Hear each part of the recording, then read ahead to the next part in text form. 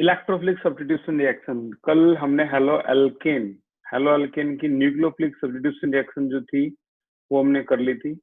और उस nucleophilic substitution reaction में हमने ये चीज देखी थी कि किस तरह से आसानी होती है अगर हम Cl के साथ साथ NO2 को लगा दें। तो अगर मान लो नॉर्मल Cl है तो कल की क्लास की सबसे खास बात थी, पहले स्टेप में हम क्या डालते थे, तीन कंडीशन थी, NaOH था, ठीक है, 623 केल्विन था और 300 ATM ये प्रेशर था, और दूसरा फॉलोड बाई H पॉजिटिव जिसे हम HCl H2SO4 कोई भी एसिड बोल सकते हैं। और इतनी कंडीशन लगाने पर कहीं जाके ये Cl टूटता है और क्या आता है, OH। यही काम आसान हो जाता है अगर हम यहाँ पर क्या लगा दें, इन केस आपने मान लो यहाँ NO2 लगा दिया, अब ये टेम्परेचर बदल के कितना हो गया था, 443 केल्विन। एक और NO2 लगा दिया तो ये टेम्परेचर 368 केल्विन, ठीक है, और ये ATM तो बिल्कुल गायब ही हो गया था। तो एक और NO2 लगा दे तो उसकी जगह वार्म वाटर, सिर्फ इतने से ही काम चल गया था। तो कल की क्लास इस चीज के लिए बहुत खास थी। आज की क्लास में हम चलते हैं न्यूक्लियोफिलिक के बाद इलेक्ट्रोफिलिक सब्स्टिट्यूशन रिएक्शन पे। तो आज हमारे पास है इलेक्ट्रोफिलिक सब्स्टिट्यूशन रिएक्शन। देखना भाई इलेक्ट्रोफिलिक सब्स्टिट्यूशन रिएक्शन को, इलेक्ट्रोफिलिक सब्स्टिट्यूशन रिएक्शन की शुरुआत होती है इलेक्ट्रोफिलिक सब्स्टिट्यूशन रिएक्शन, ये इसकी दूसरी प्रॉपर्टी है, केमिकल प्रॉपर्टी। और इलेक्ट्रोफिलिक सब्स्टिट्यूशन की शुरुआत में हम ये चीज सीखेंगे, एक बार और रिपीट करेंगे इस रेजोनेंस को, जो होता है पॉजिटिव R रेजोनेंस, ठीक है ना। ये रेजोनेंस Cl यहाँ पे है, लोन पेयर की बात करें तो 1 2 3 लोन पेयर इलेक्ट्रॉन यहाँ पर है, 3 लोन पेयर ऑफ इलेक्ट्रॉन। तो यहाँ पे अगर इलेक्ट्रॉन का ट्रांसफर हुआ तो वो रिंग, यानी ये जो रिंग है बेंजीन रिंग की तरफ होगा, ठीक है। यानी ये बॉन्ड अगर यहाँ टूटता है कॉर्नर पे तो ये कॉर्नर वाला हिस्सा हो गया नेगेटिव और ये कार्बन हो गया पॉजिटिव। पॉजिटिव को स्टेबलाइज करने के लिए बहुत जल्दी ये बॉन्ड टूटता है। तो अगला डायग्राम जो बनेगा वो क्या बनेगा भाई, अगला डायग्राम बन गया बेंजीन की रिंग, यहाँ हो गया आपका double bond Cl bond electron electron, और ये बेचारे पे क्या आ गया, पॉजिटिव चार्ज, और ये आ गया इस पर क्या, नेगेटिव चार्ज, इलेक्ट्रॉन ये टूटने के बाद नेगेटिव चार्ज, ठीक है। बाकी जो पोजीशन है ऐसी की ऐसी मैं लिख देता हूँ।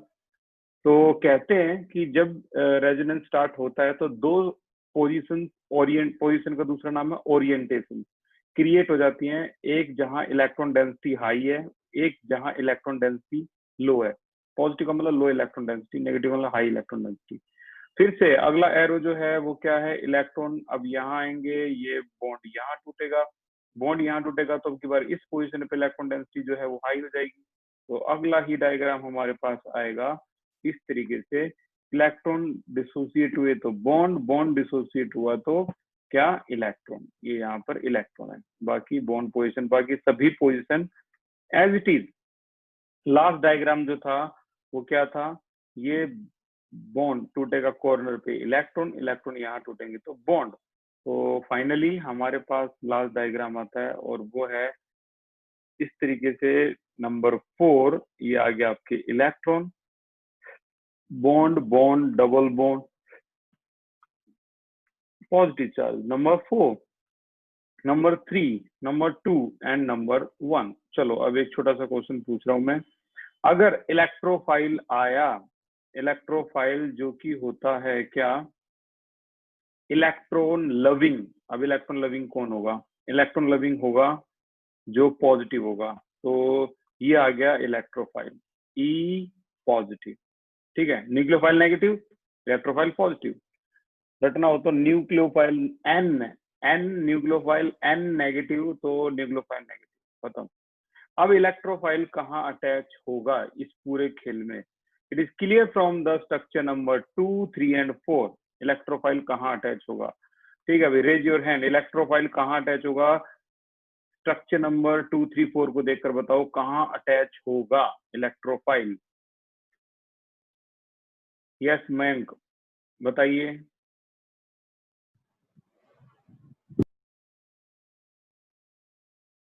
यस विपिन बताइए। सर ऑर्थो एंड पैरा पे। Very good. ये इलेक्ट्रोफाइल कहीं अटैच हो सकता है तो वो ortho and para in position पे अटैच हो सकता है। देखो ये भी ऑर्थो है। जिसको ऑर्थो पैरा के बारे में नहीं पता तो मैं उसको एक बार बता देता हूँ। जब भी कभी एक फंक्शनल ग्रुप अटैच होता है बेंजीन की रिंग पे तो वो 3 पोजीशन क्रिएट कर देता है। बिल्कुल पास वाली पोजीशन जो होती है उसे कहते हैं हम ओ मीन ऑर्थो, ठीक है। अगली पोजीशन को बोलते हैं हम P mean M mean meta, और लास्ट पोजीशन जो है वो क्या होती है पी मीन पैरा, ये पैरा पोजीशन हर बार, ठीक है ना। ये भी आपकी कौन सी है, ये भी आपकी ऑर्थो है, ये भी आपकी मेटा है, ठीक है। तो ortho Meta para 3 position create हो जाती है। अब आप देख रहे होगे यहाँ पर ध्यान से कि इलेक्ट्रोफाइल कहाँ अटैच है। देखो ये ऑर्थो पे है, ये आपका पैरा पोजीशन है, ये आपकी अगेन ऑर्थो पोजीशन है। तो ऑर्थो पैरा डायरेक्टिंग होता है। और याद रखो इस चीज के लिए भी बहुत जरूरी है, ये मैं एक बार रिपीट ही कर रहा हूँ कि अगर मान लो बेंजीन की रिंग में यहाँ Cl है तो आपकी ऑर्थो पोजीशन अब कौन सी होगी, ये आपकी ऑर्थो होगी।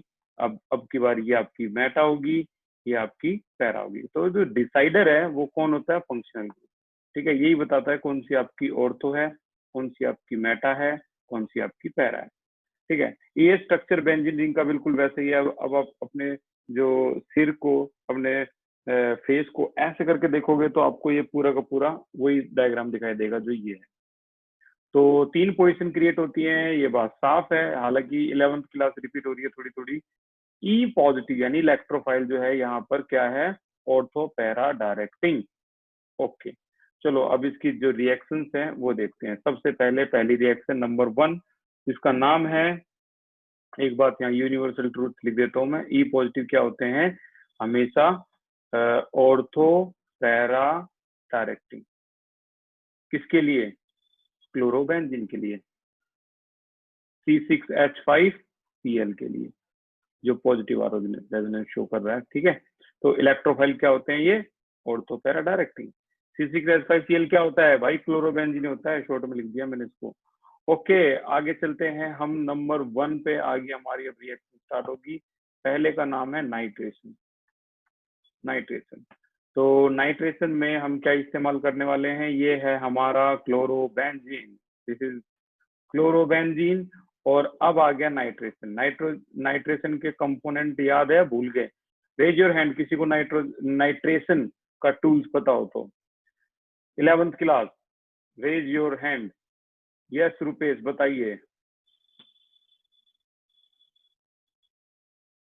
रुपेश बताइए।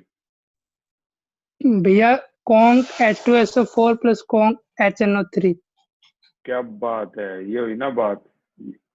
ये है आपका conc H2SO4 plus conc, conc mean concentrated HNO3, ठीक है। ये है आपका नाइट्रेशन, ठीक है। और नाइट्रेशन में जो चीजें हैं वो कहाँ अटैच होती है भाई, नाइट्रेशन में इलेक्ट्रोफाइल कौन सा जनरेट होता है, उसका नाम है NO2 पॉजिटिव। ये पॉजिटिव नाइट्रोजन के ऊपर है। ये इलेक्ट्रोफाइल जनरेट होता है इन दोनों की कॉम्बिनेशन रिएक्शन से। अब आप कई बैठ के ये सोच रहे होगे यार ये आ कहाँ से गया और कैसे आ गया और ये पॉजिटिव कैसे आ गया। 11th क्लास की मैकेनिज्म होती है ये नाइट्रेशन की पूरी 3 स्टेप मैकेनिज्म, ठीक है ना। जनरेशन ऑफ इलेक्ट्रोफाइल, ठीक है ना, अटैक ऑन कार्बोकैटायन, और फिर उसके बाद रिमूवल ऑफ हाइड्रोजन। तो ये 11th क्लास की 3 स्टेप मैकेनिज्म है जो ये प्रूव करती है कि इन कॉन्क H2SO4 कॉन्क HNO3 से किस तरह से NO2 पॉजिटिव इलेक्ट्रोफाइल जनरेट हुआ, ठीक है। 11th क्लास की 3। अब भाई 11th क्लास तो यहाँ रिपीट हो नहीं सकती। अगर मैं वो करवाने बैठ गया ना तो 3 दिन हमारी सिर्फ रिएक्शन मैकेनिज्म में चले जाएंगे, तो वो तो इम्पॉसिबल है। आपको करना क्या है, नाइट्रेशन के लिए रट्टा मारना है। अब जिनको आता है, जिन्होंने 11th क्लास अच्छी तरह करी है ऑर्गेनिक, अच्छी बात है।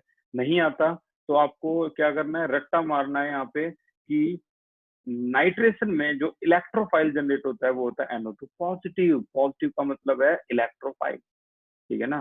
तो अब ये कहाँ अटैच होगा, जाहिर सी बात है, अभी अभी हम यही पढ़ते हुए आ रहे थे कि इलेक्ट्रोफाइल कहाँ अटैच हो सकता है। तो इसकी 2 पोजीशन मिली थी हमें, एक ऑर्थो ऑर्थो पे अटैच हो सकता है NO2।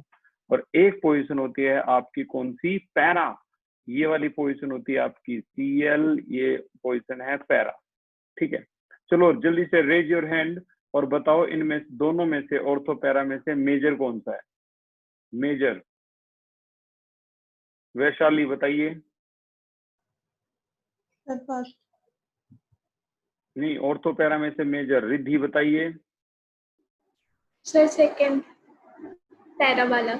Second, very good. जो पैरा होता है वो हमेशा मेजर होता है, याद रखना भी इस बात को।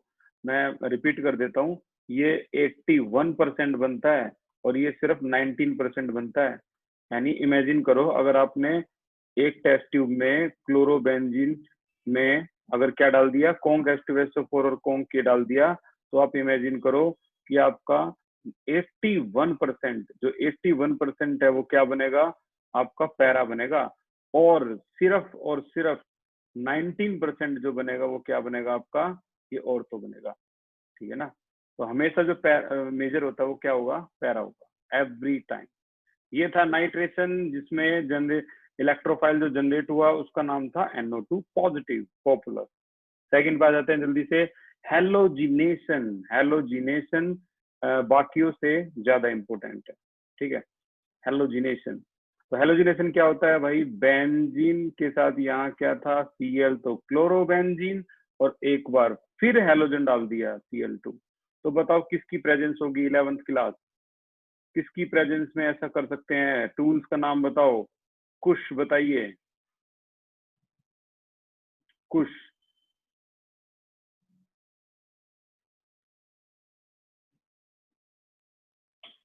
एक मिनट भाई, कुश बताइए। FeCl3। FeCl3, इसका रट्टा मार लेना। जैसे देखो इतने सारे आंसर आ गए थे, कम से कम ये तो 12 आंसर आए थे। तो FeCl3 की प्रेजेंस में ही ऐसा होता है, Cl2 जो अटैच होगा वो अगेन 2 पोजीशन पे अटैच होगा, जैसा कि हमने आज की क्लास में देखा किस तरह से इलेक्ट्रोफिलिक सब्स्टिट्यूशन रिएक्शन प्रोसीड होती है। तो एक तो ऑर्थो पे होगा और एक होगा आपका Cl यहाँ, तो Cl यहाँ। ठीक है, यहाँ पे होगा। तो ये है आपका मेजर पैरा और ये है आपका माइनर। ठीक है, इतना तो खत्म हो गया। चलो मैं आज एक और बहुत खास क्वेश्चन पूछ लेता हूँ। यहाँ पे जो आपका ये है मेजर वाला पोर्शन है, इसका मेल्टिंग पॉइंट बहुत ज्यादा होता है। मेल्टिंग पॉइंट जो होता है वो क्या होता है, हाई होता है, हाई मेल्टिंग पॉइंट होता है। और इसका मेल्टिंग पॉइंट क्या होता है, लो होता है। बताओ भाई, रीजन बताओ, 1 वर्ड आंसर है, रीजन बताओ। क्या किसी को पता है ऐसा क्यों इसका मेल्टिंग पॉइंट हाई है?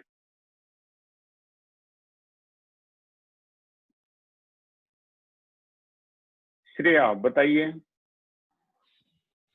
सिमेट्री। क्या बात है, इसका आंसर है सिमेट्री। सिमेट्री की वजह से ऐसा होता है। ठीक है ना, इसका मेल्टिंग पॉइंट हाई है, रीजन है सिमेट्री। ठीक है, तो ये सिमेट्री है, आपको पता होना चाहिए। ये जो मॉलिक्यूल हैं पैरा वाले, वो आपस में इस तरीके से एक दूसरे में फंस जाते हैं, जिसकी वजह से इसका जो मेल्टिंग पॉइंट है वो हाई होता है। और इसी क्लास में हमने फिजिकल प्रॉपर्टी में इसको पढ़ा था। ठीक है, इसी चैप्टर में। Very good, symmetry. तो नंबर 3 पे आते हैं हेलोजिनेशन के बाद। ये है हमारा सल्फोनेशन। हालांकि सल्फोनेशन ज्यादा यूज नहीं होता, ज्यादा एग्जाम में भी नहीं आया, लेकिन कोई नहीं, हम इसको भी कर लेते हैं। सल्फोनेशन, सल्फोनेशन में वही हेलो एरेन, ये एराइल हैलाइड, ये एरेन है, और इसमें इन्होंने डाल दिया कॉन्क। ये है आपका कॉन्क H2SO4। इस सल्फोनेशन में जो चीज अटैच होगी न्यूक्लियो इलेक्ट्रोफाइल जनरेट, उसका नाम है क्या, SO3H। ये तो पॉजिटिव है यहाँ पे। तो ये Cl है, तो यहाँ पर किस तरीके से अटैच होगा, देखो एक हो गया ऑर्थो SO3H और एक हो गया इसका पैरा। पैरा जो होता है वो क्या होता है, मेजर। ये Cl है, ये है आपका SO3H। ठीक है, तो ये आपका मेजर है। माइनर प्रोडक्ट लिखते नहीं, तो आप देखोगे, इस बात को महसूस करोगे, जब हम कन्वर्जन करेंगे तो हम इस माइनर को इग्नोर करेंगे। ठीक है, हमेशा ध्यान किस पे रहेगा, हमारा मेजर। ओके, नंबर 4 है Friedel craft alkylation, Friedel craft alkylation, ठीक है। और क्योंकि ये एक फ्रीडल नाम के साइंटिस्ट के ऊपर है तो ये एक नेमिंग रिएक्शन हुई है, ठीक है, ये एक नेमिंग रिएक्शन है। क्या होती है फ्रीडल क्राफ्ट एल्काइलेशन? भाई अगर आपके यहाँ ये डाल लिया है क्लोरीन, क्लोरोबेंजीन, और आपने इसमें क्या डाल दिया, CH3Cl, ठीक है, इन द प्रेजेंस ऑफ फिर से मैं पूछ लेता हूँ, कोई बता सकता है इन द प्रेजेंस ऑफ क्या? हालांकि ये भी 11th में थी। इन द प्रेजेंस ऑफ, विजय,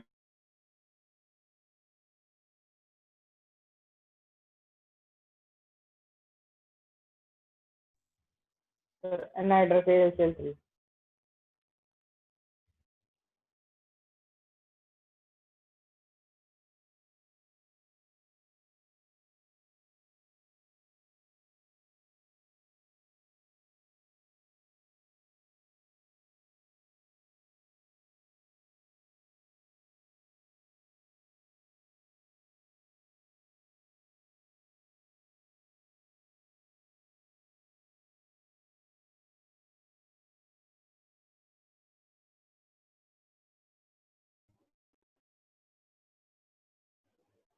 भैया आप म्यूट हो।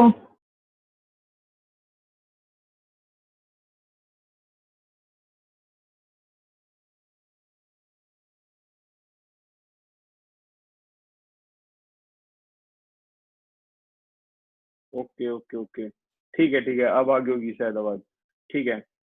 अब आ रही है आवाज? एक बार रेज करना है। विपिन, अब आ रही है आवाज?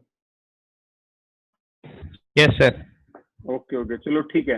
तो ये एनहाइड्रस AlCl3 की प्रेजेंस में ये इलेक्ट्रोफाइल जनरेट हो गया और फिर से ये दो पोजीशन पे अटैच होगा, जिनमें से एक ये पोजीशन है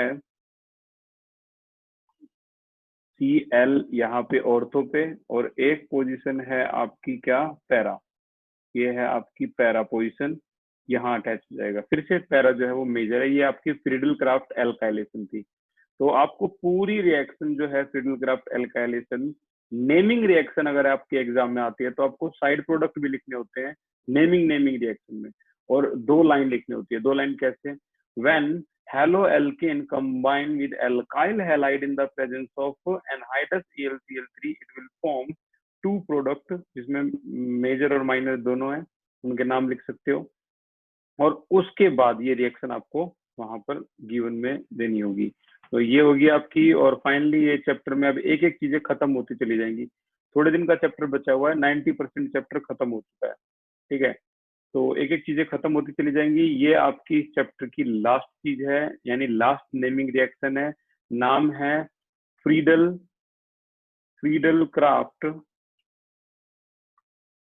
एल्काइलेशन के बाद एसाइलेशन, ठीक है। ये फ्रीडल क्राफ्ट एसाइलेशन है, और यहाँ पर फ्रीडल क्राफ्ट एसाइलेशन में बेंजीन के ऊपर ये है आपका Cl, और रिएक्शन कौन सी प्रोसीड करनी है अब की बार, CH3COCl, ठीक है, COCl, इसे बोलते हैं एसाइल क्लोराइड, तो यहाँ अभी भी वही है, in the presence of anhydrous AlCl3, और ये जो अटैच होगा इसे हम ऐसे अटैच करेंगे, Cl यहाँ आ गया COCH3, ठीक है, यानी यहाँ इलेक्ट्रोफाइल जनरेट जो होगा वो होगा CH3CO, जहां पर C पे कार्बन पॉजिटिव है। एक तो ये हो गया, और दूसरा जो मेजर है वो हम लिखेंगे इस तरीके से, बेंजीन के ऊपर Cl और यहाँ आ गया आपका COCH3, ठीक है, COCH3। तो देखते हैं किसकी मेमोरी शार्प है, कौन चीजों को रट सकता है। तो बताना, क्या कोई बता सकता है इसका कॉमन नेम क्या होगा? COCH3, बेंजीन के ऊपर COCH3, raise your hand. Benzene के ऊपर COCH3, उर्वशी बताइए। Sir acetophenone.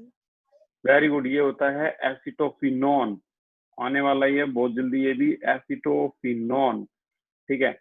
तो ये होगी आपकी रिएक्शन खत्म, और ये भी एक क्या थी, नेमिंग रिएक्शन थी। तो टोटल नेमिंग रिएक्शन खत्म होती है सारी इस चैप्टर की। तो हम एक बार इन नेमिंग रिएक्शन को लास्ट रिव्यू देंगे। ये होती है हमारी खत्म। नेमिंग रिएक्शन में अगर आप देखोगे इस चैप्टर में तो आपकी टोटल 11 नेमिंग रिएक्शन हुई, जिनमें से मार्कोनिकोव खत्म होगी, एंटी मार्कोनिकोव खत्म होगी, ठीक है। सैंडमेयर सबसे ज्यादा इंपॉर्टेंट थी और लिखा भी हुआ भी है इस पे इंपॉर्टेंट, ठीक है। फिंकलस्टीन और स्वाट रिएक्शन भी ओके है, ठीक है, इंपॉर्टेंट है, बट ये वेरी इंपॉर्टेंट है, तो ये आप इंपॉर्टेंट कैटेगरी में डाल सकते हो। ओके, डॉज प्रोसेस जो है वो आज तक तो नहीं आई है, बट क्या पता ये आ जाए, लेकिन ये और किसी सूरत में आपको जरूर नजर आएगी। देखना एक बार ये डॉज प्रोसेस 623 और 300 केल्विन इस चैप्टर में आपको हमेशा याद रहेंगे। 623, 623, 300 Kelvin. Friedel Crafts alkylation, Friedel Crafts acylation. Acylation का एक नाम और मैं लिख रहा हूँ यहाँ पर, इसको एसिटाइलेशन भी बोलते हैं, ठीक है ना, एसिटाइलेशन भी बोलते हैं इसको। और ये भी चीज अच्छी बात है, यहीं पे खत्म होगी, बहुत अच्छी बात है। ये है आपका एसिटिक एनहाइड्राइड, CH3CO का ट्वाइस O को कहते हैं एसिटिक एनहाइड्राइड। मैं लिख देता हूँ इसका नाम, this is your acetic anhydride.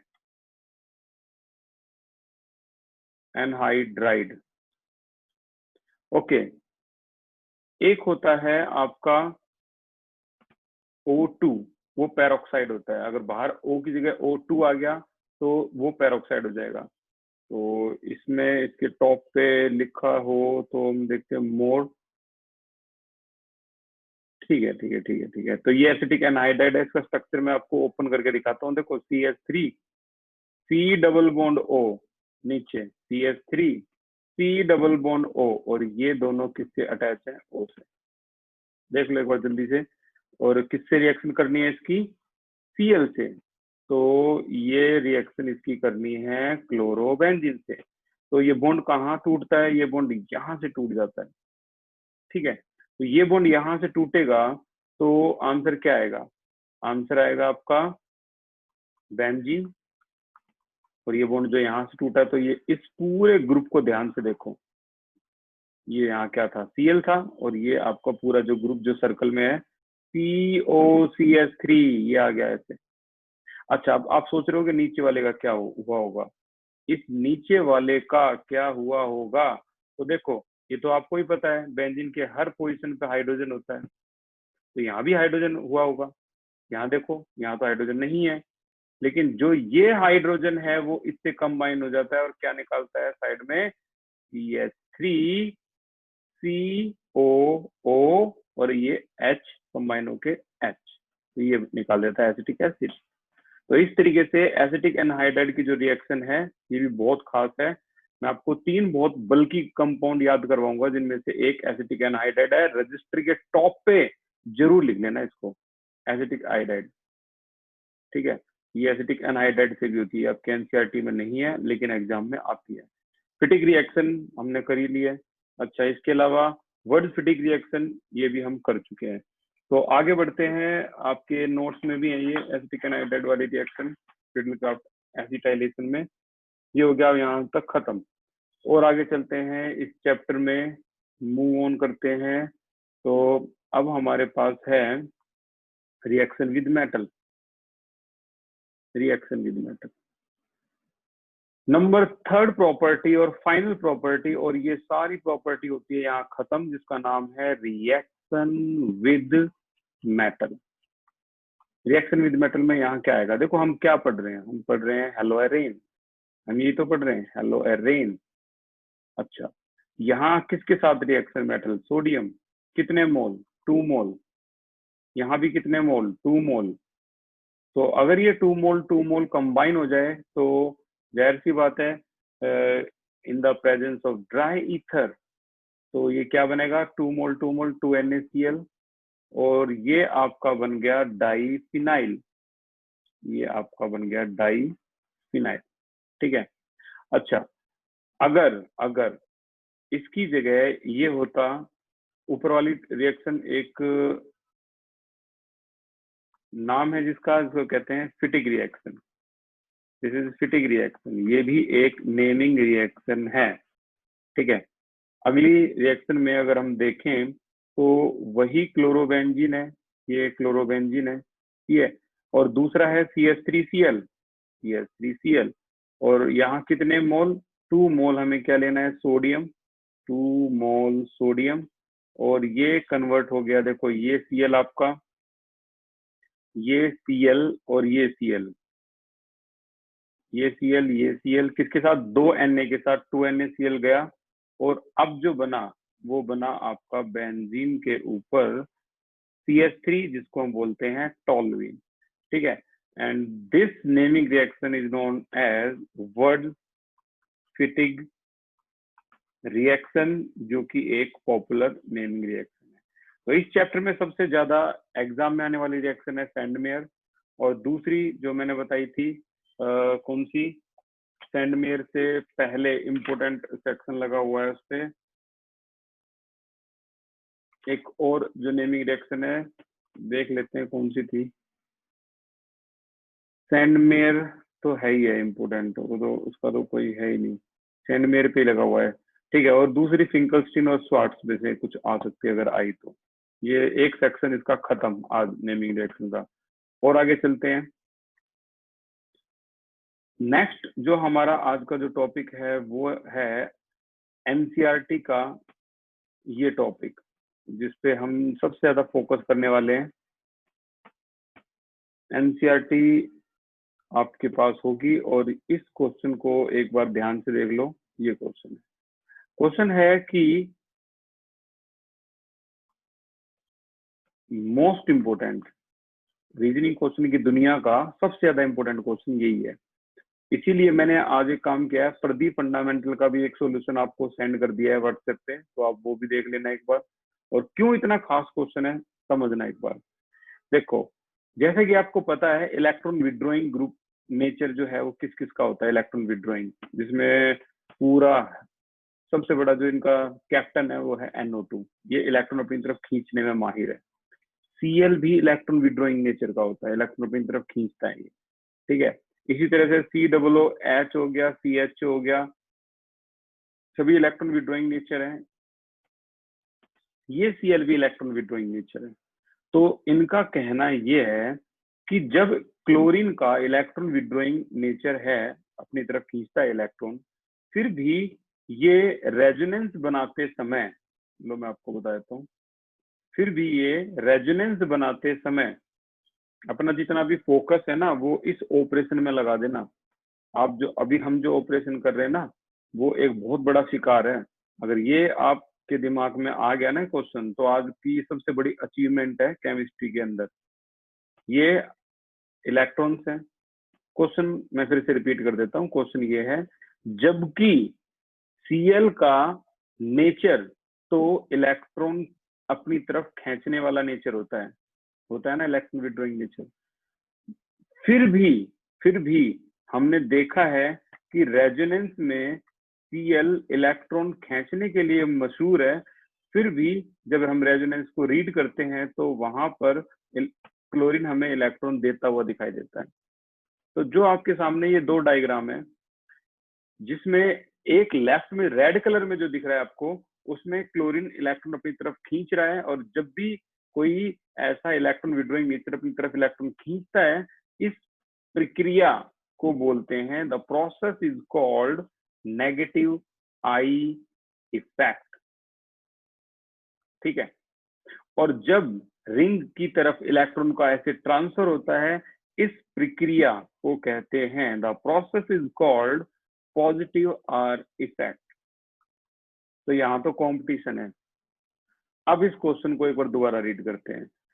Question है, although chlorine is electron withdrawing group, yet it is ortho and para directing in electrophilic substitution reaction। ऐसा कैसे हो गया? कहने का मतलब है जबकि इसका नेचर तो इलेक्ट्रॉन खींचने वाला है, लेकिन अगर ये तो ऐसा रेजोनेंस शो करता है, और तो और अभी हमने पढ़ा कि इलेक्ट्रोफिलिक सब्स्टिट्यूशन रिएक्शन के लिए क्या होता है, ऑर्थो पैरा डायरेक्टिंग होता है। अभी हमने पढ़ा इसके बारे में। वो कह रहा है ऐसा क्यों। तो मैं टोटल आपको 6 टेक्निकल वर्ड बता देता हूँ। अगर आपने एग्जाम में इन 6 वर्ड्स का इस्तेमाल कर लिया, कोई टीचर मार्क्स काट ही नहीं सकता। उनकी ब्लूप्रिंट में आप देखोगे तो ये 6 टेक्निकल वर्ड लिखे होते हैं, बच्चे ने ये लिख दिया, अब आप इनको नंबर दो, चाहे इनकी कहानी कहीं भी जारी हो, और अंडरलाइन कर दिया तो वाह भी वाह, फिर तो सोने पे सुहागा। तो ध्यान से सुनना, जो भी मैं कहानी अब मैं बताने वाला हूँ उसको ध्यान से सुनना। देखो, होता तो कुछ ये है, 6 टेक्निकल वर्ड्स, पूरी प्रोसेस, पूरी डिटेलिंग। तो एक ऑपरेशन के लिए तैयार हो, और हम इस ऑपरेशन में स्टार्टिंग करेंगे सबसे पहले Cl के इलेक्ट्रॉन विड्रॉइंग नेचर को लेके। देखो, बॉन्ड तो इस तरीके से होते हैं इसके, होता कुछ ये है, मैं इनके बॉन्ड की पोजीशन भी मैं चेंज कर देता हूँ ताकि इसकी पोजीशन से मैच करे, ठीक है। तो बॉन्डिंग पोजीशन भी मैं कोशिश करूंगा ऐसी हो जाए जो इनकी डायग्राम से मैच करे। ये देखो, ये बॉन्डिंग पोजीशन कर दी, बात एक ही है, अभी भी कोई खास फर्क नहीं पड़ा। ये है आपका इलेक्ट्रोफाइल, ये रहा, ये आने वाला है भाई। ये क्लोरीन के इलेक्ट्रॉन्स भी लगा देते हैं, पूरा सजा दो इसे।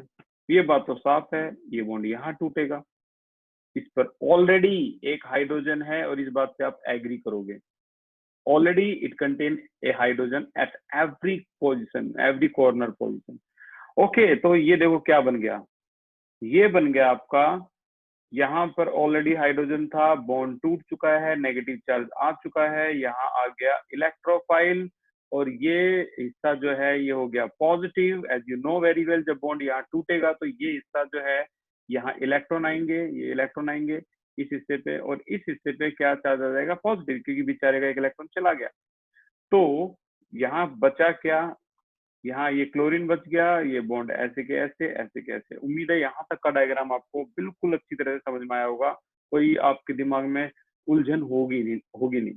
अब देखो, क्लोरीन की क्या जिम्मेदारी होती है कि वो इस कार्बन के पॉजिटिव चार्ज को देखकर, इसका उदास चेहरा देखकर इसकी मदद करे। मदद करने की बजाय क्लोरीन इलेक्ट्रॉन अपनी तरफ अट्रैक्ट और कर रहा है। मतलब कहने का ये हुआ, ये कार्बन पहले से ही मरा हुआ है पॉजिटिव चार्ज, वो और इलेक्ट्रॉन अपनी तरफ खींच रहा है, यानी पॉजिटिव को और ज्यादा पॉजिटिव कर रहा है वो। इसका मतलब इट डिस्टेबलाइज द मॉलिक्यूल, या फिर इंटरमीडिएट मॉलिक्यूल, अगर हम एनसीईआरटी की लैंग्वेज यूज करें तो it destabilise inductive effect destabilise intermediate carbocation, या मैं शॉर्ट में लिख देता हूं, डिस्टेबलाइज कार्बोकैटायन, ठीक है। तो अंडरलाइन किसके, मैंने 6 वर्ड बताए हैं, डिस्टेबलाइज कार्बोकैटायन, इसको ये क्या कर रहा है, डिस्टेबलाइज। अब आप सोचो यार, ये डिस्टेबलाइज कर रहा है, पॉजिटिविटी को और पॉजिटिव बना रहा है, तो बताओ ये जो मॉलिक्यूल है ये ज्यादा रिएक्टिव हो गया या कम रिएक्टिव हो गया? Raise your hand. ये जो मॉलिक्यूल आपके सामने है, ये आपके हिसाब से अब ज्यादा रिएक्टिव हो गया, ये शांत बैठ गया, कम रिएक्टिव हो गया? Raise your hand. Yes Shweta बताइए। ज्यादा रिएक्टिव हो गया। ये ज्यादा रिएक्टिव हो गया, वेरी गुड। अब ये मॉलिक्यूल ज्यादा रिएक्टिव हो गया, यानी इंडक्टिव इफेक्ट जो है, इंडक्टिव इफेक्ट, एक रिजल्ट आया हमारे पास, इंडक्टिव इफेक्ट जो कि नेगेटिव इंडक्टिव इफेक्ट है, वो मॉलिक्यूल को डिस्टेबलाइज करके उसको मजबूर कर देता है क्या, रिएक्टिविटी के लिए। अब वो ज्यादा रिएक्टिव हो गया, रिएक्टिविटी यानी इंडक्टिव इफेक्ट जो है वो गवर्न करेगा इसको रिएक्टिविटी के लिए, ठीक है। तो एक और अंडरलाइन जो है, पहले तो सारी मैं बता देता हूँ, फिर एक साथ अंडरलाइन करते हैं इसको, ठीक है। तो ये रिएक्टिविटी के लिए। अब बात आती है दूसरा, इसको अपोज करने का, इसका बिल्कुल उल्टा केस। उल्टा केस क्या है, रेजोनेंस इफेक्ट।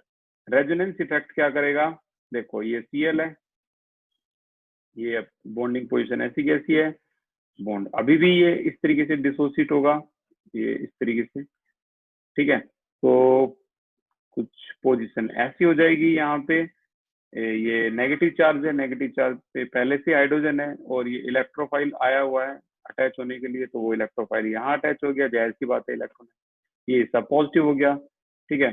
बाकी बॉन्डिंग पोजीशन मैंने ऐसी कैसी बना दी। ये Cl है, ये इस पे इलेक्ट्रॉन है, ये इस पे इलेक्ट्रॉन है, ये इस पे इलेक्ट्रॉन है। अब रेजोनेंस इफेक्ट क्या करता है आपको पता है अच्छी तरह से, इलेक्ट्रॉन ऐसे करके, ठीक है ना, ऐसे करके देता है अपने इलेक्ट्रॉन, यानी इलेक्ट्रॉन इसकी तरफ देता है, वो रिंग की तरफ देता है वो इलेक्ट्रॉन, हमें अच्छी तरह पता है इसके बारे में।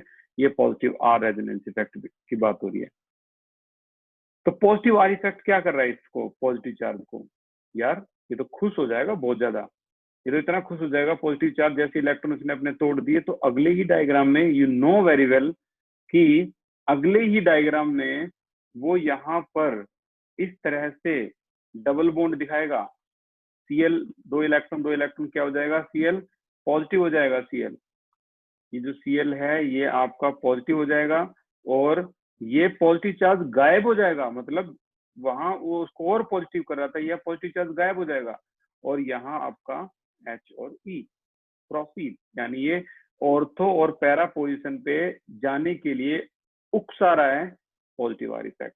अगले ही डायग्राम में यू नो वेरी वेल क्या होने वाला है, अब ये यहाँ टूट जाएगा तो आपका ये पैरा पोजीशन के लिए ये रेडी हो जाएगा। तो इन्होंने आपकी एनसीईआरटी में जो मैंने आपके पास सेंड की है, उन्होंने दो चीजें दिखाई हैं कि वो किस तरह से ऑर्थो और पैरा के लिए जाता है।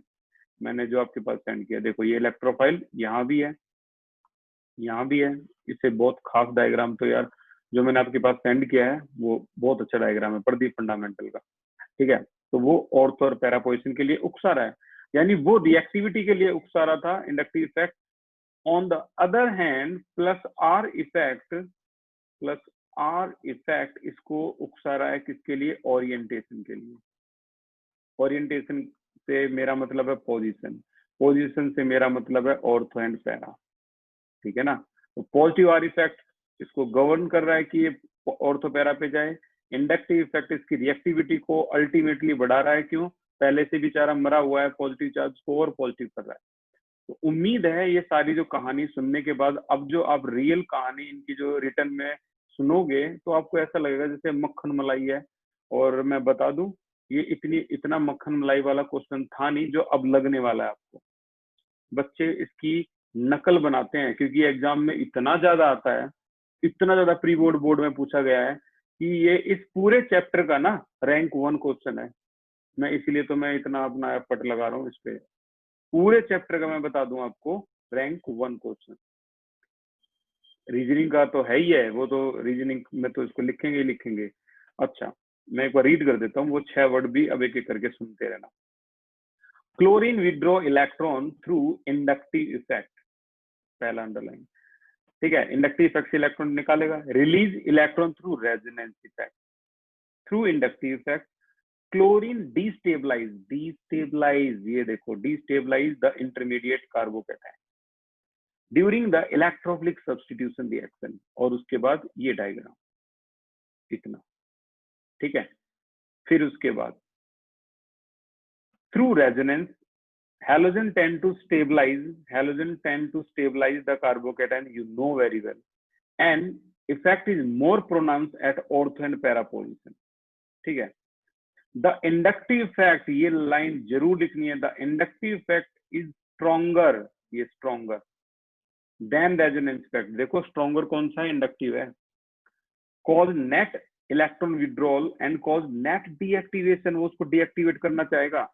लेकिन रेजोनेंस इफेक्ट हाथ पे हाथ रख के नहीं बैठेगा, उसका विरोध करेगा कि नहीं भाई तेरे को डीएक्टिवेट नहीं करने देंगे। Resonance effect tend to oppose, एक और underline, the inductive effect for the attack at ortho and para position, hence make deactivation को क्या कर देगा, वो लेस डीएक्टिवेट, यानी उसको डीएक्टिवेशन को वो करना चाहेगा, डीएक्टिवेशन कर दो, ये कहेगा नहीं भाई इतनी आसानी से तो नहीं करने देंगे, उसका डीएक्टिवेशन का प्रभाव कम कर देगा ये। अब रिजल्ट क्या निकला, रिजल्ट ये निकला जिसपे मैं सर्कल लगा रहा हूं। Reactivity, hence reactivity is controlled by strong inductive effect and orientation is controlled by resonance effect. In the end आपको ये दो बातें जरूर लिखनी है, और जो 6 अंडरलाइन बताई है इनको तो छोड़ मत देना भाई। एक तो रिएक्टिविटी ओरिएंटेशन, एक डीएक्टिवेशन एक्टिवेशन, एक स्ट्रॉन्गर जिससे ज्यादा स्ट्रॉन्गर था, एक रेजोनेंस और स्टेबलाइज और इंडक्टिव इफेक्ट, ये कुछ ऐसे वर्ड्स हैं जो आपको लिखने हैं। ऑन एवरेज ये 6 ही है। उम्मीद है समझ में आया होगा और बहुत आसान भी लगा होगा ये सारी कहानी के बाद।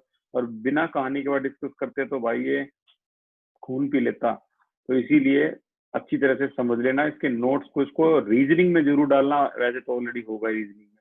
अच्छा, ये जो 2 चीजें हैं, पिछली क्लास में जो लड़की के नोट्स हम पढ़ रहे हैं, उस लड़की ने इन दोनों को अरेंजमेंट में जगह नहीं दी। अगर आप में से बहुत से बच्चे, मेरे को पता है, अलग अलग सेक्शन बना रहे होंगे, तो आप अपने अलग अलग सेक्शन में इन दोनों को अरेंजमेंट में जगह दो।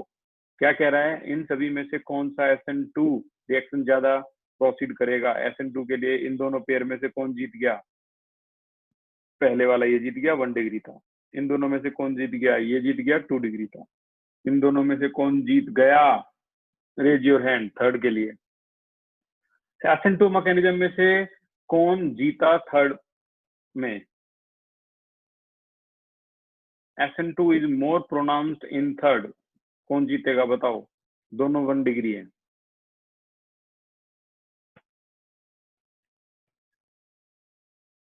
वेरी गुड, 3 आंसर आ गए, 4 आंसर आ गए। वैशाली बताइए। सेकंड। गोरक्ष बताइए। फर्स्ट। आस्था बताइए।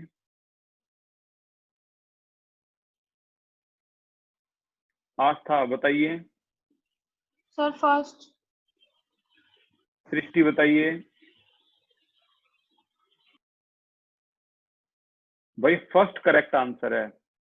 रीजन क्या है? रीजन क्या, कोई रीजन बता सकता है? Reason is very important. Reason बता सकता है कोई? श्वेता रीजन बताइए। यहाँ पे CH2 गामा पोजीशन पे लगा है, वहाँ पे बीटा पोजीशन पे लगा हुआ है, तो वो दूर है, इस वजह से अटैक जल्दी कर पाएगा वहां से। Very good, very good. यही तो सुनना था। सुनना ये था कि वो दूर है, ठीक है ना। यहाँ पर जो CH3 है वो इस वाले कार्बन के पास है, जिस पर Br जुड़ने वाला है, अभी Br जुड़ा हुआ है, इसके पास है। और यहाँ ये दूर है, दूर के लिए फार अवे, और इसके लिए पास के लिए क्या? Near by. नियर बाय, ठीक है ना। तो ये करेक्ट आंसर था। Very good. अगला जो है 10.8, जो यहाँ हम देखेंगे कौन सा SN1 प्रोनाउंस कर रहा है। तो SN1 के लिए तो भाई ये वाला जीत गया, SN1 3 डिग्री है, इसीलिए। इन दोनों में से SN1 के लिए कौन जीत गया? यार ये भी बड़ा आसान है, ये जीत गया, 2 डिग्री है इसलिए। तो कल की क्लास में हम स्टार्ट करेंगे यहाँ से 10.9 से। बहुत जल्दी ये चैप्टर खत्म हो जाएगा। अब इस चैप्टर में कुछ नहीं बचा, ये कुछ चीजें हैं, क्लोरोफॉर्म, डाइमिथाइलमाइन वगैरह वगैरह वगैरह वगैरह, इसके बारे में रीड करना है। And this is the end of chapter, ठीक है। तो बाकी मिलते हैं हम कल क्लास के लिए। Thank you so much for the class. आज की क्लास यहीं पे होती है खत्म।